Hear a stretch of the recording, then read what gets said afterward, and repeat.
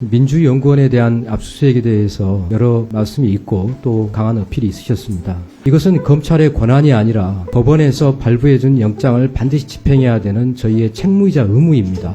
이행하지 않으면 그 자체가 직무를 유기하게 되는 것입니다. 앞으로 5년, 10년 뒤에 제대로 이행하지 아니하였다고 해서 저희가 이 부분에 대해서 책임을 져야 될 상황이 올지 모릅니다. 개인 사무실이었다고 하면 개인 사무실을 압수수색을 했을 거고, 경기도의 사무실이었다고 하면 경기도 사무실을 압수수색했을 겁니다. 저희에게는 이행해야 될 책무만 있습니다. 이거는 권한과 권리가 아니라 저희들이 해야 될 일입니다. 도대체 누구를 회유를 한단 말입니까? 어떤 검사가 자기 인생을 유아무개라고 하는 한 사람에게 자기 인생을 걸 수가 있겠습니까? 저희 그렇게 수사하지 않습니다. 제 본격적인 질의를 하기 전에 총장님께 아까 그 유동규 전 본부장의 석방과 관련해서 네. 구속기간 연장이 되지 않은 부분에 대해서는 아까 설명을 마저 하지 않으셔서 국민들께서 오해하실 수가 있어서 다시 질의를 드리겠습니다. 유동규 본부장과 같이 기소가 된 이후에 구속기간을 연장할 것인지 아니면 별건으로 구속을 할 것인지 그 모든 결정은 누가 하게 되는 것입니까? 법원에서 추가 영장을 발부하게 되어 있습니다. 법원에서 하게 되는 것이지요? 법원에서 발부 여부를 판단합니다. 검찰에서 뭐 석방하고 싶다고 석방하거나 더 추가로 구속하고 싶다고 구속하는 것도 아니고 다시 구속해달라고 신청하는 절차도 따로 없는 것이지요. 하나만 더 설명을 드리면 네. 유동규 본부장에 대해서는 저희가 1심 구속기간은 형사소송법의 최대 6개월입니다. 예. 6개월이 돼 있고 그 이후로 그 전에 또 추가 기소를 해서 6개월을 또 연장을 했습니다. 그래서 구속기간이 1년이 됐습니다. 예. 그 상황에서 다시 추가 기소를 했는데 병합이 되지 않고 영장 발부가 되지 않아서 구속기간 만료로 오늘 아침 00시에 석방이 된 겁니다. 예. 예, 알겠습니다. PPT 보면서 말씀을 드리겠습니다. 이재명 더불어민주당 대표의 성남시장과 경기도지사 시절 불거진 이제 각종 의혹들이 지금 수사가 제대로 진행되고 있고요.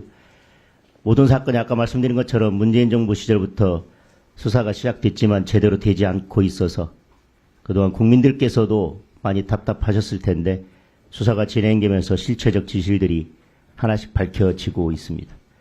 그리고 이재명 대표가 보궐선거에 나오고 당대표에 출마한 것이 국회의원이라는 신분을 방탄으로 이용하려고 했다고 하는 그 의혹들이 확신으로 바뀌어져 가고 있습니다. 지금 이재명 대표를 둘러싼 의혹들과 그 관련자들은 저렇게나 많습니다. 그리고 그 하나하나가 국민들에게는 엄청난 관심이고 매우 중대한 범죄들입니다. 그동안 관련자들의 충성에 의해서, 측근들의 충성에 의해서 이재명 대표가 방탄이 되고 있었는지는 모르겠습니다. 그러나 측근들이 사망하는 사건들이 발생하고 또 측근들이 계속 구속되고 기소되면서 그 방탄들이 없어지니까 이제 이재명 대표는 국회를 민주당 169석을 방탄으로 삼아서 본인의 법적 책임을 사법 리스크를 모면하려 하고 있습니다. 총장님께서 국민들께서 관심을 갖고 있는 이 중대한 범죄들에 대해서 끝까지 의지를 가지고 철저하게 수사해 주시기를 당부합니다. 예, 저는 뭐 증거와 법리만 보고 원칙대로 수사하고 처리하도록 하겠습니다. 위원장님, 아까 의원님 질문 주셨습니다만, 제가 그 압수수색과 관련해 가지고 잠깐 말씀을 좀 답변을 드려도 되겠습니까? 네, 하십시오. 예.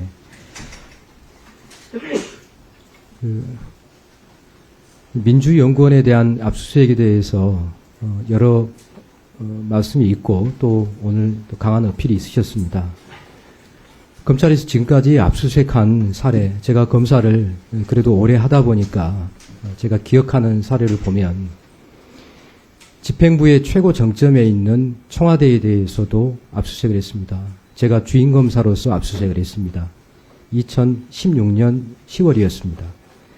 당시 청와대에서는 형사소송법 규정을 들어서 압수수색을 처음에는 거부를 했습니다. 형사소송법에는 국가의 중대한 이익에 반하는 경우에 압수수색을 거부하도록 되어 있습니다. 그러나 그 이후에 압수수색을 저희가 영장을 결국은 집행을 하게 됐습니다. 행정부의 최고 정점에 있는 청와대에 대해서도 압수수색을 했고 또 의원님들 앞에서 죄송합니다만 입법부에 대해서도 의원회관에 대한 압수수색이 솔직히 말씀드리면 여러 차례 있었습니다. 심지어는 국회 사무처에 대한 압수수색도 있었고 의원회관과 함께 의장단 사무실을 압수수색한 것도 있습니다. 또 사법부에 관련해서는 소위 말하는 사법행정권 남용 수사 단계에서 법원을 압수수색하고 판사실을 압수수색한 경우도 있었습니다. 이것은 검찰의 권한이 아니라 법원에서 발부해준 영장을 반드시 집행해야 되는 저희의 책무이자 의무입니다. 저희야 책무이자 의무는 이행하지 않으면 그 자체가 직무를 유기하게 되는 것입니다. 앞으로 5년, 10년 뒤에 제대로 이행하지 아니하였다고 해서 저희가 이 부분에 대해서 책임을 져야 될 상황이 올지 모릅니다. 검사에게 압수수색의 프로토콜 ABC는 첫 번째가 근무하는 장소입니다. 그리고 최종적으로는 주거지입니다. 주거지에 대한 압수수색 영장 발부받기는 정말 어렵습니다.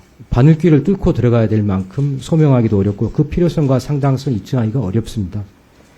만약에 이 사무실이 민주연구원이 아니라 개인 사무실이었다고 하면은 저희는 마음 편하게 압수수색을 했을 겁니다.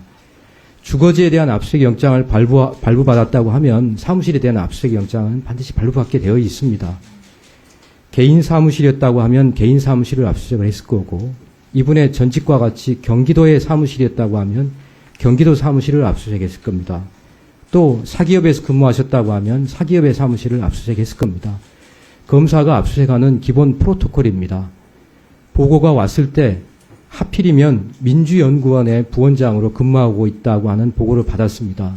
그러면서 저 역시 대검 국정감사를 앞두고 민주연구원이 어디에 소재해 있는지에 대해서 보고를 받고 당사 안에 들어가 있다고 하는 말을 들었습니다. 저라고 국정감사를 앞두고 야당에 당사 안에 들어가 있는 민주연구원 별도 법인이라고 하지만 그 압수수색하는 것이 결정을 내리기가 용이하겠습니까? 절대 그렇지 않습니다. 그러나 저희들 입장에서는 주거지를 압수수색하면서 사무실에 대한 압수수색 영장을 청구하지 않는다든지 발부받은 영장에 대해서 집행하지 않는다고 하면 앞으로 5년 뒤, 10년 뒤 분명히 이 책임은 저희들이 법률적으로 또 역사적으로 지게 될 겁니다. 저희에게는 이행해야 될 책무만 있습니다. 이거는 권한과 권리가 아니라 저희들이 해야 될 일입니다. 제가 지난 정부 때 검찰 과거사위원회에 불려가서 조사를 받은 적이 있습니다. 11년 전 사건을 두고 저에게 왜 주거지에 대한 압수수색 영장을 청구하지 않았느냐라고 책임 추궁이 들어왔습니다. 왜 사무실만 압수수색을 하고 주거지에 대해서 압수수색 영장 청구하지 않았냐라고 책임을 물었습니다.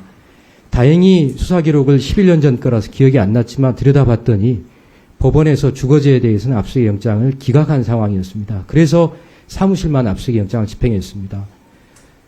검사들은 지금 수사를 할 때 절차와 법률의 위반, 또 아까 말씀드린 회유 이야기하고 나옵니다만은 과거에 전 국무총리에 대한 수사를 할 때 그때 회유라든지 이런 문제가 나와서 10몇 년이 지나 지금까지도 검사들이 시달립니다. 도대체 누구를 회유를 한단 말입니까? 어떤 검사가 자기 인생을 유아무개라고 하는 한 사람에게 자기 인생을 걸 수가 있겠습니까? 저희 그렇게 수사하지 않습니다. 검사들이 현장에 나가서 8시간 동안 아무것도 안 하고 버티고 앉아서 영장 집행을 호소를 하는데 그 검사들이 핍박을 받고 그 검사들이 타중의 위력에 의해서 영장 집행 못하고 돌아왔을 때 제가 그 검사들에게 정말 안타깝고 미안한 마음이 들었습니다. 저는 지금이라도 공당의 입장에서 영장 집행에 대해서 저희가 공당의 정치활동이나 정책이나 이런 것을 압수하려고 하는 게 전혀 아니지 않습니까?